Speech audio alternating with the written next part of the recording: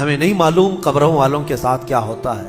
قبروں والوں سے پوچھا کیا حال ہے تمہارے، تو قبروں والوں نے کہا اے علی مت پوچھو ہمارے حال، قبر کے متعلق اتنا خوف زدہ کیوں ہو جاتے ہیں، مرنا تو سب کو ہے۔ حضرت عثمان غنی فرماتے اور قبر کی کوئی آیت تلاوت کرتے تو اتنا روتے تھے کہ ان کا مصلی آنسوؤں سے بھیگ جاتا تھا۔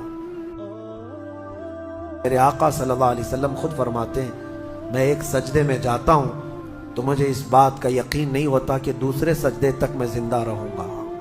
یہ سید الانبیاء فرما رہے ہیں، رسول رحمت فرما رہے ہیں۔ اور جس طرح سے آج ہم اپنی موت کو بھول بیٹھے ہیں، گناہوں کی کثرت ہو جاتی ہے، نفس غالب آ جاتا ہے، عیاشیاں شروع ہو جاتی ہیں۔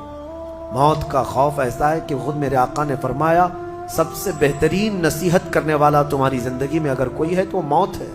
لوگوں کے جنازے دیکھو اور ان کی بے بسی دیکھو، ان کی مجبوری دیکھو، اور اس کے بعد تم بھی محسوس کرو کہ تمہارے ساتھ بھی یہی کیفیت ہوگی۔ وہ چھوٹی سی قبر، وہ چھوٹی سی ایک ایسی قبر جس میں نہ چٹائی، نہ تکیا، نہ اوڑھنا، نہ بچھونا، اور ہاتھ چوڑے کرو تو قبر کی دیواریں لگنے لگ جائے، ہاتھ اٹھاؤ تو اوپر کی تختیاں لگنے لگ جائیں۔ میرے عزیزوں، اس ایک چھوٹی سی قبر کے اندر تمہیں برسوں بتانا ہے، برسوں بتانا ہے، اس جسم کے ساتھ وہیں سونا ہے۔ کبھی میں سوچتا ہوں ہماری آنکھیں اگر بند ہو جائیں اور ہمیں پتہ چلے کہ باہر فلاں فلاں چیزیں ہو رہی ہیں اور ہم کھولنا چاہے نہیں کھلتی تو بے چینی ہونے لگ جاتی ہے، گھبراہٹ سی ہونے لگتی ہے۔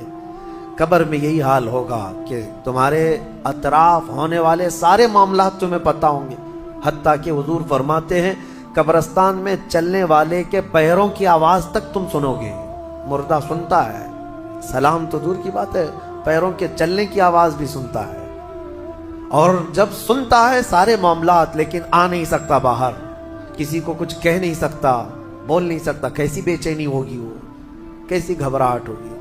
بڑے بڑے اولیاء اکرام حتیٰ کہ سیدنا عثمان ابن عفان رضی اللہ تعالیٰ عنہ، داماد رسول، امیر المومنین، خلیفہ رسول، جب رات کے وقت مصلی پر کھڑے ہوتے اور قبر کی کوئی آیت تلاوت کرتے تو اتنا روتے تھے کہ ان کا مصلی آنسوؤں سے بھیگ جاتا تھا۔ صبح ان کے مصلی کو نچوڑ کر سکھایا جاتا تھا۔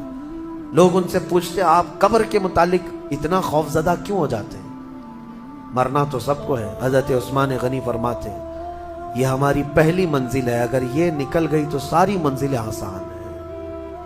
اینما تکونوا یدرککم الموت، اللہ فرماتا ہے، اور کئی جگہ قرآن میں یہ آیتیں آئی ہیں۔ میرے عزیزوں، جانا ہم سب کو ہے، بہت تھوڑے ہی